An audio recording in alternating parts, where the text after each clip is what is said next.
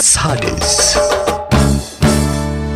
እንደ ሰሞኑን በወሎ ደቡብ ወሎ ላይ ወጥቷል የተባለው ዘይት አለ ነዳጅ መሆኑ ኦልሞስት የታወቀ ነው። ስለዚህ ይሄ ምን ያህል ጥልቅ የሆነ ሀብት መሆን አለመሆኑን በተመለከተ በዘርፉ ላይ ዕውቀትና በስለት ያላቸው እንዲሁ ልምድ ያላቸውን ዶክተር አጥናፉን ጋብዣ ያለው እዛ ላይ ጋብዝ ነው። ዶክተር አጥናፉ ደምሴ ይባላሉ። የከ30 ዓመታት በላይ ነው። በ30 ዓመት ማለት እንግዲህ አንድ ሰው የእድሜውን አጋማሽ ማለት ነው። በአረብ በምስራቅ በምስራቅ አገሮች ላይ በመካከለኛ ምስራቅ ላይ በዓለማችን አራተኛው ግዙፍ በሆነው የነዳጅ አምራች ካምፓኒ ላይ ነው የሰሩት። 30 ዓመት ነው የሰሩት እዛ ቦታ ላይ እና 30 ዓመት ማለት ኢትዮጵያ እኒህ አይነት ሰዎች ምን ያህል ለኢትዮጵያ ለሀገራችን ሀብት መሆናቸው መታወቅ መቻል አለበት። 30 ዓመት። ስለዚህ 30 ዓመት በዛ በመካከለኛው ምስራቅ ላይ የነዳጅ አውጪ በአውሮፓ በመካከለኛው ምስራቅ በተለያዩ ቦታዎች ላይ ካምፓኒ አውጪ የሆነ ተቋም ላይ ነው የሰሩት። ያ ልምድን ይዘው እኒህ ትልቅ ምሁር በአለውበት ቦታ ላይ ገንዘቤን እያገኘው እቀመጣለሁ አላሉ። የዓለም የሚታወቅ ትልቅ ተቋም አለ ኦፔክ የሚባል። ኦፔክ ማለት እንግዲህ የነዳጅ አውጪ ሀገራት ማህበር ነው። ሁሉም ዓለም ላይ ያሉት እነ ሩሲያንም እነ ቬኔዙዌላንም ሳውዲ አረቢያንም ሁሉንም ጨምሮ እነዚህን የሚያሰባስብ የዓለምን የነዳጅ ጉሮሮ የሚቆጣጠር ተቋም ነው ኦፔክ እና በዛ ላይም ጭምር ትልቅ ድርሻ ያላቸው ሰው ናቸው። እና የሀገራችን አሁን ያላት የነዳጅ ሀብት ወይም ደግሞ የከርሰ ምድር የተፈጥሮ ጋዝንም ጨምሮ ያላት ሀብት ምን ይመስላል? እንደገና ደግሞ አሁን በወሎ የታየው ዘይትስ ምንድነው ብለን ጠይቀናቸው ነበር እና በዛ ኢንተርቪው ላይ የተሰራ በጣም ልብ የሚያሞቅ ፕሮግራም ነው። ዘይት ምን ይመስላል? ራሱ ዘይቱ ነዳጅ ብዙ ሚስጥር ያለው ነገር በአብዛኛው የሚታየው ከላይ የሚታየው ጥቁሩ ነው ማለት ኦክሲጅን ለኦክሲጅን ኤክስፖዝ ከሆነ ማለት ከተጋለጠ በኋላ የሚታይ ነገር ሲሆን ያን ጊዜ ጥቁር ነው መስሎ የሚታየው። ነገር ግን እጅግ የሚደንቅ ነገር አለው። እንግዲህ ነዳጅ መሰረቱ አንድ ነገር ኮምፖስት የሆነ ወይም ዲኮምፖስድ የሆነ ለብዙ ዓመት የበሰበሰና የተለያዩ እጽዋትም እንስሳትም የተለያዩ ነገሮች ለብዙ ዓመት ምናልባት የዓመተ ምሕረቱ ዓመቱ ሊለያይ ይችላል። አንዳንዶቹ እስከ 10,000 ዓመት ይላሉ፣ አንዳንዶቹ 8,000፣ አንዳንዶቹ 5,000። ያ በመሬት ውስጥ ለብዙ ዓመት ሲበሰብስ ኖሮ ቅርጹን ቀይሮ ያ የተለያየ ኮምፖዚሽኖችን ተገናኝቶ ሌላ መልክ ይዞ በሳይንሱ ሃይድሮካርቦን የሚል መሰረት ይዞት ወደ ስራው ስንገባ ደግሞ ለነዳጅ እንደ ፊድስቶክ ግብአት ብንለው ምናልባት ትርጉሙን ትንሽ ሊቀራረብ ይችላል ይሆናል እና ይህ የነዳጅ የመጀመሪያውን መሬት ውስጥ እያለ ምናልባትም በጣም ብዙ ሺህ ሜትር አንዳንዴ እስከ 3,000 ሜትር በጣም ቅርብ ቢባል እስከ 800 ሜትር ድረስ የተገኘባቸው ቦታዎች አሉ። ይሄ ከብዙ ድካም በኋላ የሚገኝ ነገር ነው እና ያ ነዳጅ ይሄ ሃይድሮካርቦኑ ምን ይመስላል ታች ውስጥ እያለ ለአየር ከመጋለጡ በፊት ቢባል ሊትራሊ ስብ ነው የሚመስለው። ይሄንን ማለት ነጭ ነው የሚመስለው። እንደውም እንደ ላት ከለር ትንሽ ደግሞ ወደ እንትንነት እንደው እንደ ሴሚ ወደ ቢጫምነት ልበለው እንደዚህ አይነት ነገር አለው እና ውስጥ ሆኖ በሚታይበት ጊዜ በተለያየ መሳሪያዎች አሉት። ሳይንቲፊክ የሆነ መሳሪያ ጂኦፊዚክስ የሚሉት አለ፣ ሌሎች መሳሪያዎችም አሉ። ስለዚህ አረቦች ስለ ኢትዮጵያ ራሱ ምን እንደሚያስቡ ሁሉ ይነግሩናል። እዛ ላይ ምን ያስባል እነሱ የሚያስቡት ከኢትዮጵያ ካላት ከነዳጅ እና መሰል ግብአት አንጻር ያላትን ቀጣይ እጣ ፈንታና ተስፋን በተመለከተ አረቦች የሚሉት ነገር ምንድነው? እነሱ በትላልቅ ካምፓኒዎቹ የሚናገሩት እኛ አናቅም እንጂ ምን ያህል ነገር እንዳለን ሌሎቹ ዓለማት ያውቃሉ። ግን በመበላላት እድሜያችንን እንድንፈጅ እያየ ነው ያለ የረገጥንበት ቦታ እኮ ቢወጣ ቢፍለቀለቅ ወይም ደግሞ ነገሮች እንደዚህ ማዕድናቱ አሁን በተለይ በጣም የሚደንቀው ኢትዮጵያ ውስጥ ያሉ ማዕድናት አሁን ኮንቴምፖራሪ በሆነ ኮከረንት በሆነ አሁን ባለው ዓለም ላይ ተፈላጊ የሆኑት ማዕድናት ናቸው። ምን ማለት ነው? የዛሬ 10-20 ዓመት የነበሩት ዓለም ላይ የሚፈለጉት ምርቶች የሉም። ጥቅም ላይ አውለው ተጠቅመዋቸዋል። ቀጣዩ ነዳጅ አይደለም። እንደሚታወቀው ዓለም ላይ ነዳጅ ብቻ አይደለም። ነዳጅ በጣም ሚኒማይዝ ያደርገ ነው የሚመጣው። የነዳጅ ፍላጎትም እንደገናም ደግሞ መሬት ያላት የነዳጅ ሀብት በራሱ እየተሟጠጠ ነው። መሬታችን ያላት የነዳጅ ሀብት ምናልባትም በቀጣዮቹ 50 ዓመታት ያልቃል ተብሎ ነው የሚጠበቀው። ሁሉም ሰው ተጠቅሞት። ስለዚህ አሁን ስጋት ላይ ነው ዓለም ያለችው። ይሄ ዓለም ያለችበት ስጋት ምንድነው? ቀጣይ ያለው የኃይል አቅርቦት ምንድነው የሚል። ስለዚህ ስጋት ስለተሰማቸው የቀጣዩን ከነዳጅ ውጪ የሆነ ዓለምን መፍጠር ነው። ለምሳሌ የዩናይትድ አረብ ኤሚሬትስ እነ ሳዑዲ አረቢያ ሌሎችም ስታያቸው አሁን ከነዳጅ ላይ ቤዝ ከሚያደርገው ኢኮኖሚያቸው መላቀቅ ይፈልጋሉ። እየሰሩም ያሉት ሌላ የትሬድ ሀብ ለመሆን ነው። የንግድ ሴንተር ማዕከል ለመሆን ሳዑዲ አረቢያም ዩናይትድ አረብ ኤሚሬትስ አሁን ዱባይ ለዚህ ነው ይሄንን የሰራችው። ያማልማል የዛሬ 20 እና 30 100 ዓመትን አሻግራ ነው የሰራችው። ለምን? የነዳጅ ሀብት ያልቃል። ማለቅ ብቻ አይደለም፣ ነዳጅ ሀብት ይሄን ያክልም አስፈላጊ የማይሆንበት ጊዜ እየመጣ ነው። ለምሳሌ አሁን ኢኮ ፍሬንድሊ ሆኑ ከከባቢ አየር ጋር በጣም ተያይዘው የሚሰሩ የኃይል አቅርቦቶች ናቸው ቀጣይ ያሉን ዓለም እየሞሉ ያሉት። ለምሳሌ እኒህን ምሁር ዛሬ ያቀርብናቸው አሁን የለቀቅነው ቪዲዮ ላይ ያሉት ምሁር በደንብ ገብቶ ቤተሰቦቻችን ይከታተላሉ። ቢደንቀው የአውሮፕላን ነዳጅ ኢትዮጵያ እንድታመርት ነው እየሰሩ ያሉት እና እሳቸውም የፕሮጀክቱ ዋና ናቸው። ስለዚህ ኢትዮጵያ የአውሮፕላን ነዳጅ መታመርተው ከየት ነው ሲባል አሁን ከሚቆፈረው ነዳጅ አይደለም። አየሽ፣ ሌላ አማራጭ ተጠቅመው የአውሮፕላን ነዳጅ እየተሰራ ነው ያለው። እሱም አማራጭ ኢትዮጵያ ውስጥ በስፋት ያለ ነገር ነው። ቀጣዩ የኢትዮጵያ ዕጣ ፈንታ ብርሃን የሞላበት መሆኑ ስለሚያውቁ ነው። በነገርሽ ላይ አሁን ያለውን ፖለቲካ እኛን የጨለመበት እኔ እንኳን አልጨለመብኝም፣ ግን ብዙ የጨለመበት ሰው ያለ ኢትዮጵያ ውስጥ ያለ በምክንያት በብርሃን ነው የሚታየኝ እኔ። ብዙ ሰው የጨለመበት ምክንያት አሁን ባለው ጦርነት፣ አሁን ባለው ግጭት፣ አሁን ባለው ፖለቲካ ኢትዮጵያን እየገመገማት ነው።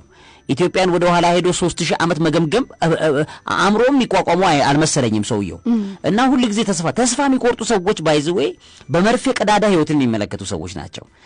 ተስፋ የሞላባቸው ሰደቦ እንደ ቴሌስኮፕ በሰማይ ላይ የተሰቀሉ ማዕድናትን በሰማይ ላይ የተሰቀሉ ብዙ ከዋክብትን የሚመለከቱ ሰዎች ትልቅ ተስፋ ይታያቸዋል። አይ መሬት እንኳን ብትል ማርስ ላይ እንወጣለን ብለው እንኳን ሁሉ ያስባሉ እኚህ ሰዎች። በጣም ቀጭን በሆነ ቀዳዳ የሚመለከት አእምሮ ጠባብ፣ አንተ እይታ ጠባብ ነው ይባላል። በጠባቡ አትመልከት፣ ሰፋ አድርገህ ተመልከት ይባላል። ጠባብ እይታ ያላቸው ሰዎች በኢትዮጵያ ላይ ተስፋ ይቆርጣሉ። ትልቁን ነገር የሚያዩትና ማየት የቻሉት ግን በዚች ሀገር ላይ ከጦርነት በኋላ ብርሃን እንዳለ እየመሰከሩ ነው። ለምሳሌ ለኢትዮጵያ አየር መንገድ በእነዚህ እስከ 2030 ይዞት ሊመጣ የሚችለው ይሄ ግዙፍ የዓለማችን ግዙፍ ከሚባሉ አየር መንገዶች ጣቢያዎች የሚሆነውን በተመለከተ አሜሪካም ተስፋ ስላየች፣ ቻይናም ተስፋ ስላየች አሜሪካ $10 ቢሊዮን መድቤ ገባበታለሁ አለች። ቻይናም አየችው ይሄን ጉዳይ መቀደማቸው በጣም ስላበሳጫቸው ቻይና 10 ቢሊዮን ይዤ ግን ይምገባሉ አለች። እኚህ ሰዎች ከኛ ውጪ ኢትዮጵያውያን በጠባቡ ሳይዩ እኚህ ሰዎች ግን ምን አድርገዋል? አስፍተው አይተዋል። 10 ቢሊዮን እኮ ነው አሜሪካ ልታወጣ የፈለገችው። ስለዚህ $10 ቢሊዮን ያውም የትራምፕ መንግስት ሊመድብ ብሎ ካወጣ ሴኩሪቲ የገንዘቡን መመለስ ብዙ ሴኩሪቲ ሳይዝ ገንዘቡን አያወጣው። ስለዚህ ነው አሁን ምስራቅ አፍሪካን አለ አሁን የሰሞኑን የአሜሪካን መንግስት ይሄ የፖሊሲውን የውጪ ፖሊሲውን በተመለከተ ማሻሻያ አድርጓል። ተደርጎ የማይታወቀውን ማሻሻያ ትራምፕ አድርገዋል። ሲያረግ ከሌሎች ዓለማት ጋር የሚኖረን ግንኙነት በተመለከተ ሺፍት አድርገናል ዲዛይናችንን። ለምን በ2000 ዓመተ ምህረት ጸረ ሽብር ዘመቻ ብለው ነበር ዲዛይኑን የሰሩት። አላዋጣቸውም። የታይገር ኢኮኖሚስ የሚባሉት የነሱን ኢኮኖሚ እነሱ ጸረ ሽብር ላይ ቢዚ ሲሆኑ እነ ቻይና መጡና ኢኮኖሚውን ዓለም ላይ ተቆጣጠሩ፣ አፍሪካን ተቆጣጠሩባቸው። ሲነቁ ኢኮኖሚው ሁሉ ተወስደዋል። ስለዚህ ማድረግ የፈለጉት ነገር ምንድነው? አሁን ተሸውደናል፣ ስለዚህ ዳግም አንሸወድም። ትራምፕ እንደመጣ ምንድነው ያደረገው? የእርዳታ ተቋማትን ወደ አሜሪካ፣ ወደ አውሮፓ፣ ወደ አፍሪካ የሚሄዱ የእርዳታ ግብአቶችን አስቀርተናል አለ። USAIDን አስቀርተናል። ለምንድን ያስቀረነው ሲባል ከዚህ በኋላ በመስጠት አይደለም አሜሪካ መመስረት ያለባት ሰታ በመቀበል ማለትም ካልኩሌትድ በሆነ በዛውም እኮ በእርዳታው $1 ሰጥተው 24 ነው የሚወስዱት። ግን በዛ አይደለም መሆን ያለበት። ገንዘብ ሰጥተን ሳይሆን ነግደን የአፍሪካን ማንኛውም ነገር መጠቀም እንችላለን። ስለዚህ ምንድነው እነሱም ያድጋሉ እኛም እናድጋለን። ይሄን የሚያደርጉበት ዋነኛው ምክንያት ምንድነው? ስደተኛ ወደ አሜሪካ ለመቀነስ። ለምሳሌ እንበልና ኢትዮጵያ ላይ ከፍተኛ ኢንቨስት አድርገው $10 ቢሊዮን በሚያደርግ ሰዓት በጣም ብዙ የኢትዮጵያ ወጣቶች ስራ አጥነትን ይቀንሳል። ምክንያቱም ኢንዳይሬክትሊ ቢዝነሱ ኢንጀክት የሚደረገው ኢትዮጵያ ኢኮኖሚ ላይ ነው። ስለዚህ ምን ማለት ነው? ኢትዮጵያውያን በጣም ብዙ ወጣቶች ወደ አሜሪካ ጉዞ ከማድረግ ኢትዮጵያ ውስጥ ተቀምጠው ስራ መስራት እንዲያስችሉ እንዴት እናድርግ የሚል ቻይና። ለዚህ ነው የቻይና ንግድ ፖሊሲ አብዛኛው ሰው ወደ ቻይና እንዲሄድ አያደርግም። ምክንያቱም ቻይና ላይ ርካሽ ነው ኑሮ። ስለዚህ አንድ ሰው ቻይና ሄጄ ሰርቼ ሆቴል ቀይራለሁ አይልም። የቻይና ስትራቴጂ አፍሪካውያን ባሉበት እነግዳለሁ፣ እዛ አካባቢ ስራ ፈጥራለሁ ነው። እሱን ስትራቴጂ ነው ትራምፕ እየተከተለ ያለው። ስለዚህ ምን ማለት ነው? በዚህ የተነሳ እኛ $10 ቢሊዮን ልንመድብ ነው ኢትዮጵያ ላይ አለ። ስለዚህ ኢትዮጵያና ኤርትራ ጦርነት ቢገቡ ከሆነ አያዋጣንም። ኢትዮጵያና ግብጽ ጦርነት የሚገቡ አሁን የሰሞኑ እኮ ነው። ኢትዮጵያና ግብጽ ጦርነት የሚገቡ ከሆነ ገንዘባችን ይከስራል አለ። ስለዚህ እኔ ግብጽንም ዲል እናረጋለን፣ ኢትዮጵያንም ዲል እናረጋለን፣ ሰላማቸውን ያመጣሉ። ኤርትራም ሰላም ጦርነት ውስጥ ኢትዮጵያና ኤርትራም አይጋበም። ስለዚህ ኢትዮጵያም ልታገኝ የምትችላቸው ነገሮች በመርዳት በማገዝ አክሰስ የምታረጋቸው ነገሮች አክሰስ እንድታረግ በማንኛውም መልኩ ግን የኢትዮጵያን ኢኮኖሚ እያሳደግን አብረን ኢኮኖሚያቸውን መጠቀም ይኖርብናል የሚል አዲስ ስትራቴጂ ነው ይዘው የመጡት። ለዚህ አሁን አይተን እንደሆነ በቅርቡ አሁን የሚሊተሪ አታሺዎቻቸውን በጣም ግዙፍ የሆነ የምስራቅ አፍሪካ ላይ በጣም ኢንፍሉዌንሻል የሆኑ አታሺዎቻቸውን አሜሪካ ልካ ሰሞኑን ስታስጠና ነበር አካባቢ ላይ። እንደገናም ደግሞ ከዚህ ቀደም እንዳልነው በቤኒን አሁን ለምሳሌ ሰሞኑን መፈንቅለ መንግስት ሙከራ ነበር። ያ መፈንቅለ መንግስት ሙከራ በጣም ብዙ አስደንግጧቸዋል ምዕራባውያንን። ለምንድነው ያስደነገጣቸው? በምዕራብ አፍሪካ ላይ ያሉ ሀገራት በጠቅላላ አብዛኛዎቹ ሚሊተሪ ወታደራዊ የሆኑባቸው ነው። ያ ማለት ሩሲያዊ የሆኑባቸው ነው። ከዚህ ቀደም የነበሩ ፖለቲካዎች ናቸው። ምክንያቱም አብዛኛዎቹ የአፍሮ ማርክሲዝም የሚባል ርዕዮተ ዓለም ይከተሉ የነበሩ ከዛው ምዕራብ አፍሪካ ላይ እና በምስራቅ አፍሪካ ላይ አቆጥቁጦ የነበረ የሶቪየት ህብረትን የዩኤስኤስአርን አስተሳሰብ ማርክሲዝም ሌኒዝም ርዕዮተ ዓለምን ይተገብሩ የነበሩ ሰዎች የነበሩበት ቦታ ነው። በዚህ የተነሳ ማርክሲዝም ሌኒዝም ርዕዮተ ዓለም አዳክመነዋል፣ በ1990 አቁመዋል፣ በቃ ተስፋ ቆርጧል ብለው ባሉበት በኋላ ከብዙ አመታት በኋላ እንግዲህ በደርግም ጊዜ የነበረው ይሄ ርዕዮተ ዓለም ነበረ። በቃ አድቅቀነዋል ብለው ሲያስቡት አሁን ደግሞ መልሶ በምዕራብ አፍሪካ እያቆጠቆጠባቸው ነው። ምዕራባውያንን በተለይም ደግሞ ፈረንሳይን ከዛ ቦታ ላይ ያስወግዷት። ስለዚህ የአሜሪካ መራሽ የሆኑ ወይም ደግሞ ምዕራባውያን መራሽ የሆኑ ፖለቲካዎችን እየገለባበጡባቸው መጥተዋል። ቤኒን ላይ የሆነው ያ ነው።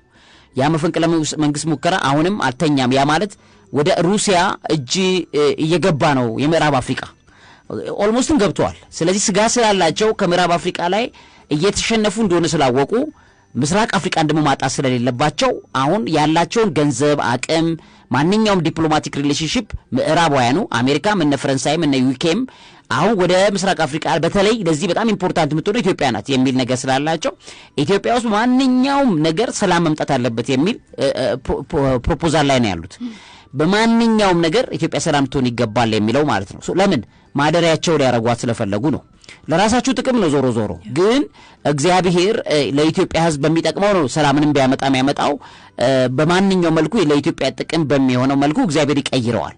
ያው የራሳቸውን ጥቅም አስቀድሞ ቢሆንም እግዚአብሔር ዋንኛው ሰላም ይምጣ። ግን ሰላም በኋላ ያለው ነገር ደግሞ ይሄ የተበለሻሸው ሰዶማዊነቱ ምኑ ርክስናው ምኑንም አጀንዳ አድርገው ይዘው የሚመጡ መሆናቸው ግልጽ ይሆናል። ምክንያቱም ምዕራባውያን ያን ሲያደርጉ ብዙ አጀንዳ ይዘው ነው የሚያደርጉት። ያንን ነገር ለማስቆም ደግሞ ዛሬ ነው የምናነቃው። ትውልድ የምንሰራው ዛሬ ነው። በማንኛውም መልኩ ግን ከምንም በላይ እኛ ከምንሰራው በላይ እግዚአብሔር ለኢትዮጵያ የሚሰራላት ይበልጣልና መጸለይ፣ መትጋት እንደዚህ የግድ የሚያስፈልግ ይሆናል ማለት ነው። ስለዚህ ቀደም ብለሽ ባየሽውና ባነሳሽው ነጥብ ዙሪያ ላይ ይሄን ቪዲዮ ስንሰራ እንደነዚህ አይነት ምሁራን ብዙ አቅም ያላቸው በተቀረው ዓለም ላይ ብዙ አቅም ያላቸው አካላት ኢትዮጵያ ላይ ያዩትን ተስፋ አይተው ነው ኢንቨስት የሚያደርጉት። የኢትዮጵያ አሁን ቅድም ኢንተርቪው ናቸው ምሁር በዚህ ቪዲዮ ላይ ያሉት የሚሰሩልን እንደውም አንድ እዚህ ልንጋብዛቸው ሁሉ እንደሚችል እርግጠኛ ነኝ። እና በኢሹ ላይ ያነሱት የአውሮፕላን ነዳጅ ማምረቻን እዚህ ኢትዮጵያ ላይ ገንብተዋል። 75% ያክል ተጠናቀዋል። ይሄን ነገር ሲያደርጉት በኢትዮጵያ ሪሶርስ ነው የሚጠቀሙት። ኢትዮጵያ ያግባአት አላት። እነሱ አሁንም ስቲል ያንን ኢንቨስት የሚያደርጉት ምዕራባውያንና ምስራቃውያን ባለሀብቶች ናቸው። ያንን ምን ተስፋ አይተው ነው ኢትዮጵያ ላይ ያን ሁሉ ቢሊየን ዶላር በጣም ይዘገንናል ዶላሩ ራሱ ብዛቱ እና ኢንቨስት እያደረጉ ያሉት ማለት ነው። እና 75% ፕሮጀክቱ ሄዷል። እሱም በተመለከተ የሰጠ ተስፋ በጣም የሚገርም ኢንተርቪው ነው ያደረጉት። እኔ ግን ስለ ኢትዮጵያ ቀጣይነት ተስፋ ላጡና አይናቸው ለጨፈነባቸው ሰዎች እግዚአብሔር አይናቸውን እንዲገልጠው ነው የምጸልየው። ምክንያቱም በመንግስት ምክንያት የኢትዮጵያ ተስፋ አይመጣም። መንግስት ስለሌለም የኢትዮጵያ ተስፋ አይቆረጥም። የኢትዮጵያ ተስፋ የሚኖረው ቢቀጥለው እግዚአብሔር ስላለ ብቻ ነው። እግዚአብሔር እቺን ሀገር የተመለከተበትን ነገር እንዲያይ ሰው አይኑን እንዲገልጥለት ሁሌ ጸልያለሁ። አሁን ያለንበት መከራ ምንድነው ቢባል ትልቁ ብርሃን ሊመጣ ስለሆነ ያን ትልቁን ብርሃን እስክናይ ድረስ ባለው ትልቅ ፈተና ማየት ስላለብን እስኪ ሰለቸን ተስፋ እስክንቆርጥ ድረስ ማለት ነው። በቃ ከዚህ በኋላ ምንም አቅም የለንም፣ ምንም ዋጋ የለንም። እቺን ሀገር በተመለከተ ከዚህ ተስፋ ቆርጫለሁ። አንድ ወንድማችን ትላንት በዩቲዩብ ላይ በቀጥታ ስርጭት ነበር። እዛ ላይ በቃ እኔ ተስፋ ቆርጫለሁ አለ። ግን እኔ ምን አልኩት? እግዚአብሔር አየህ አንተ ብርቱ የሆንከው ሰው ተስፋ እስክትቆርጥ ነው የሚጠብቀው። ምክንያቱም እግዚአብሔር ሁሉ ጊዜ የሚሰራው ሰዎች ተስፋ በቆረጡበት ሰዓት ነው። ተስፋማ ካለሽ ምን ትያለሽ መሰለሽ? እኔ እና እሱ አብረን የሰራ ነው እንዳትዪ። ህዝቡ ሁሉ በደከመበት ሰዓት እግዚአብሔር መስራት ይቀጥላል። ህዝቡ ሁሉ ተስፋ ቆርጦ ባከተመበት ሰዓት በቃ ነገሬ ተዘግቷል፣ ከዚህ በኋላ ሞት አፋፍ ላይ ነኝ ያለሁት፣ ሞቴን ነው እየጠበቅኩ ያለሁት ሲል እግዚአብሔር ህይወት ይቀጥላል። እኔ በህይወቴ ሞቷል ተብሎ ሲለቀስ ህይወቴን የቀጠለልኝ እግዚአብሔር በጣም ነው የሚያስደንቀኝ። አሁን ማለት በቃ ምንም ነገር እንደዛ የሚያስደንቀኝ ነገር የለም። አሁን ለምን የሞተን ነገር ህይወት ሰጥቶ ሲያስቀጥል። ስለዚህ ሁሉ ጊዜ ምንለው ምንድነው ኢትዮጵያ ጉዳይ አሁን ሞቷል፣ ልክ ነው። የሞተ የሚመስል ነገር ያከተመ ተዝለፍልፎ የወደቀ አንዳንዴ በቃ ተስፋ ቆርጦ በሆነ ስትሮክ መጥቶት ተዝለፍልፎ ወድቆ ካበቃ በኋላ ሰውየው እየሞትኩ ነው ብሎ እያለ እንዴት እንደነቃ የማይታወቀው ሰውዬ ማለት ነው። ሳምራዊ ንጉስ፣ ሳምራዊ ጌታ፣ በጣም የሚገርመው ያ ሳምራዊ መልካም ሰው ክርስቶስ እንደዛ ነው። እና ሰውየው በቃ ተስፋ ቆርጦ የሞተ ነው። ኦልሞስት ውሾች ናቸው ቁስሉ የሚልሱለት፣ ሌላ በቃ ተስፋ ቆርጦ የወደቀ ያን ሰው ነገር ግን ከሱ ወገን ያልሆነው ሰው መጥቶ እንደ ቁስሉን አጥቦ እንደወሰደውና እንዳዳነው ያ ሰውዬ የሞተና ያበቃለት ነው። ሁሉም ሰው አይቶ የሚሸሸው ዋንኛው ግን ለመርዳት ብቻ አይደለም። ለምሳሌ የራሱ ወገን የሆኑትም አይሁዳውያንም ጭምር እያዩት ይሄዱ ነበር። ለምን ሲባል በእነሱ ሕግ ላይ ያንን ነገር ማድረግ እንደገና የሚያስፈርድባቸው ቢሞት በእጃቸው ላይ የሚሆነው ነገር አለ።